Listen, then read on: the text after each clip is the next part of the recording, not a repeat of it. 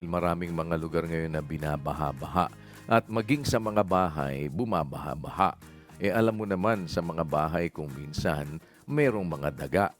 At yung mga daga, siyempre yan ay nagpupup kung saan-saan. Ano ba ang maaaring magawa natin para hindi naman tayo maapektuhan nitong mga sinasabi nila na leptospirosis at paano ba ito na tatransmit at maiiwasan naman na makuha natin, Doc Cliff? Opo kuya, no, very relevant at napapanahon ngayon po no, ang taas po ng tubig baha sa amban pong lugar dito sa Bulacan. Even po sa amin, sa lugar namin sa Cavite, dito po sa Manila, marami rin po mga binaba. Isa po sa sakit na maaaring makuha natin sa paglusong sa baha ay yung tinatawag nating leptospirosis. Ang leptospirosis po isang uri ng sakit na nakukuha po sa ihi ng daga kapag tayo po ay merong direct contact mismo doon sa baha. So hanggat maaari mga kasangbahay, iwasan po muna natin ang lumabas ng bahay, lalong-lalo na kung baha sa lugar nyo, iwasan po muna nating lumusong sa baha dahil maaari po tayong magkaroon ng sakit na tinatawag na leptospirosis. Kung sakali naman po mga kasangbahay na tayo ay na hindi maiiwasan na lumabas ng bahay at lumusong sa baha, mas mainam po yung tinatawag naming boots and doxy. Ano po ba ito?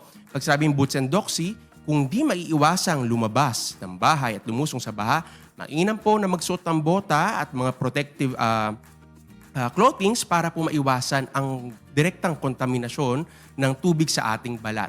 At kung sakali po na nakalusong kayo sa baha, for some reason hindi talaga maiiwasan, mas maganda po kumonsulta tayo sa ating mga healthcare workers para po mabigyan tayo ng tinatawag nating post-exposure prophylaxis kontra po sa tinatawag nating leptospirosis. Ano ba ang mga symptoms niyan, Doc, pagka ikaw ay naapektuhan ng leptospirosis? Opo kuya, no? Kung sakali po ang isang tao nagkaroon po ng sakit na tinatawag nating leptospirosis, ang mga signs and symptoms na maaari po mag-present o mag-manifest po sa isang pasyente ay maaaring magkaroon po ng lagnat, matinding pananakit ng ulo, pananakit ng katawan, usually pananakit ng likod at ng binti. At minsan po, merong isa po sa sign na madalas din natin nakikita, yung tinatawag nating conjunctival suffusions or pamumulan ng mata. Sa ilang mga pagkakataon din po kapag medyo malala yung tinatawag nating leptospirosis, maaari po ang pasyente ay makaranas ng paninilaw ng balat, dulot na apektuhan ng kanyang atay, at paghina po ng daloy ng ihi dahil naapektuhan po yung ating kidney. Kasi isa po sa komplikasyon na dulot po ng leptospirosis, yung tinatawag nating multi-organ failure. Yan po kuya. Doc Cliff, pagka nagkaroon ng exposure para makasigurado, nakalusong ka sa baha, siyempre hindi mo naman alam kung nakakuha ka immediately. Meron bang pwedeng inumin ka agad at kailangan ba ito inire-reseta pa? Kung halimbawang nagkaroon ka talagang ng exposure, kagaya ng mga rescuers natin, hindi na iiwasan, talagang lumulusong sila sa baha. O kaya ikaw naman sa bahay mo, hindi mo na iwasan, bumaha, talagang lusong ka, nagliligpit ka ng mga gamit.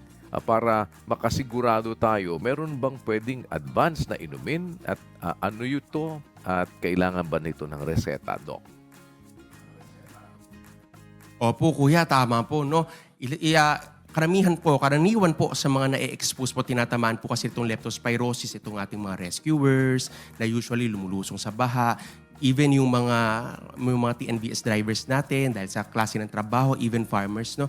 At syempre, buong community rin po noon, talagang at least magkaroon ng leptospirosis. Kung sakali po na tayo nakalusong sa baha, hindi maiiwasan o hindi sinasadya tayo nakalusong, meron po kaming mga ibinibigay na post-exposure prophylaxis na ito po ay nirereseta ng doktor.